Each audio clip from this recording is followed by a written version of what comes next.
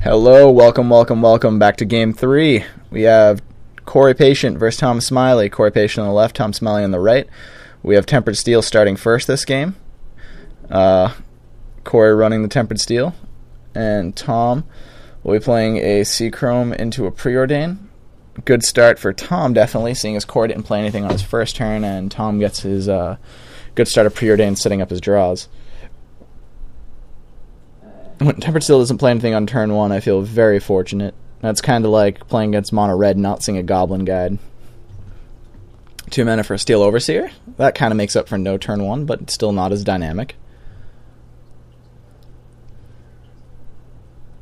So we'll play another C-Chrome Coast. And he's going to pass. That Steel Overseer isn't a huge threat by himself, however, we'll see. So he's going to play Glinthawk Idol. And Corey knows he has this Spell Pierce, so casting it and Tom actually casting a counter spell doesn't exactly matter. And Corey again will Spell Pierce the end of turn dismembers.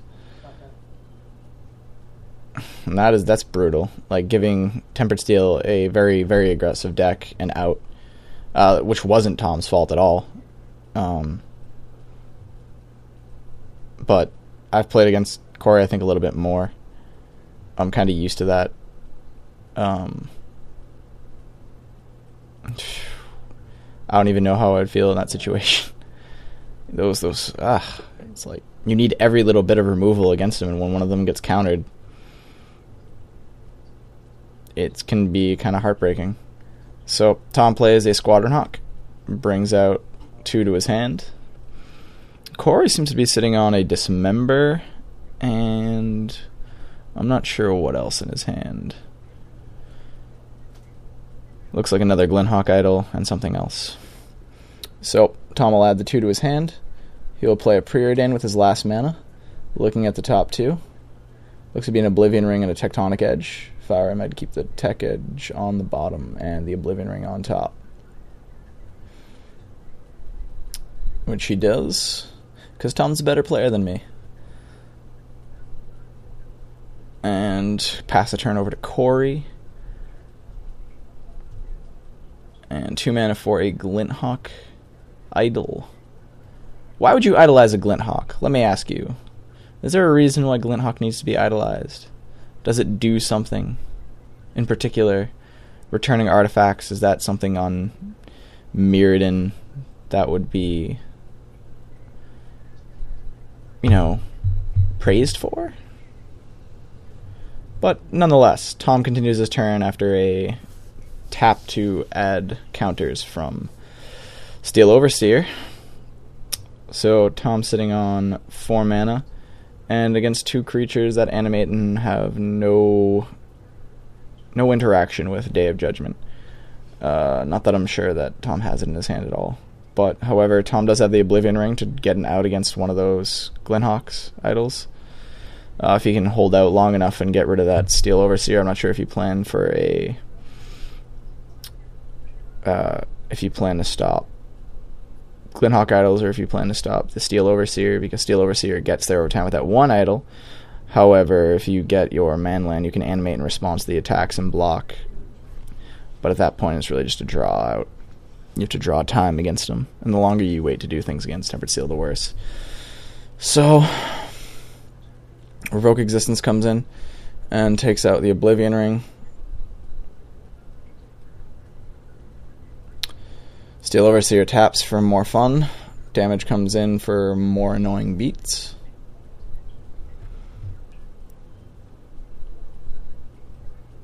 Tom will draw an Inkmoth Nexus, play Inkmoth Nexus, an additional blocker as a land is pretty good at this point.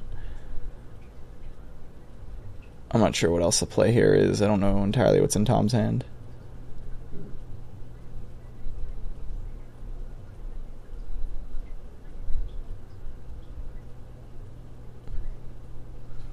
More Hawks, a Timely Reinforcement. At least I think it's a Timely Reinforcement.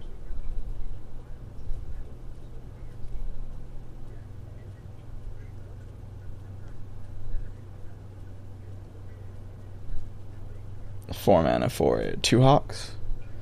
He'll play a Tech Edge after he played an Inkmoth Nexus.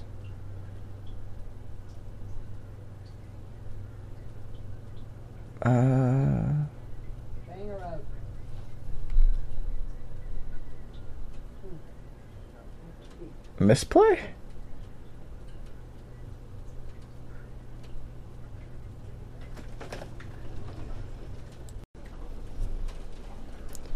So Corey will go through his turn, and rain will start pouring behind me. Interesting. So we have birds going in combat for damage, and a Steel Overseer that's not tapped yet to add counters.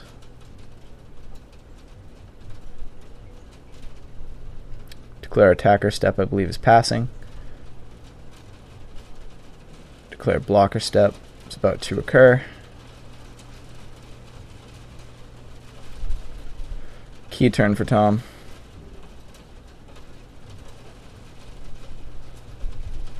Blocking a dude. Adding counters and such. Dismember in response to the block. And Tom will block the others.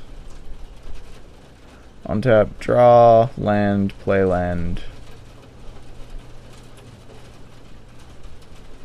Glacial Fortress added to the board. Mulling over his hand and possible decisions. Pay 3 for timely reinforcements.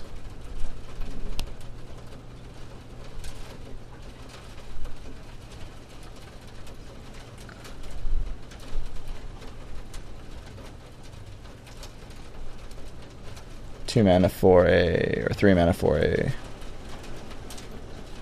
Thingamaface. I can't never remember the name of this card. Blade Splicer, thank you, Brain. I appreciate you cooperating for once. And then Core will animate 2, swing in with the teams, and that'll be good game.